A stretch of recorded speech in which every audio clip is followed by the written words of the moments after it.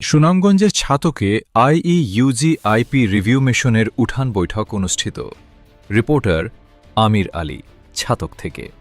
সুনামগঞ্জের ছাতক পৌরসভার ৯ নম্বর ওয়ার্ডের বৌলা গ্রামে স্থানীয় সরকার প্রকৌশল অধিদপ্তর এলজিইডি বাস্তবায়িত নগর পরিচালন ও অবকাঠামো উন্নয়ন কর্মসূচি আইইউজিআইপি এর আওতায় এশীয় উন্নয়ন ব্যাংক এডিবি ও এএফটির রিভিউ মিশনের প্রতিনিধি দল একটি উঠান বৈঠকে অংশগ্রহণ করেন।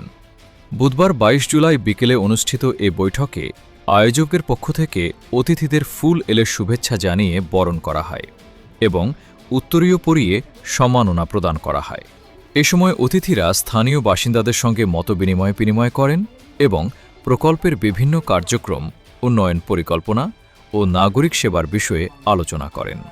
স্থানীয় বাসিন্দারাও তাদের মতামত ও বিভিন্ন সমস্যার কথা তুলে ধরেন। অনুষ্ঠানের শেষ পর্বে উপস্থিত অতিথিবৃন্দ স্থানীয় শিল্পীদের পরিবেশনায় মনোজ্ঞ সাংস্কৃতিক অনুষ্ঠান উপভোগ করেন। এ সময় স্থানীয় জনপ্রতিনিধি, পৌরসভার কর্মকর্তা, বিভিন্ন শ্রেণী পেশার মানুষ এবং এলাকার গণ্যমান্য ব্যক্তিরা উপস্থিত ছিলেন।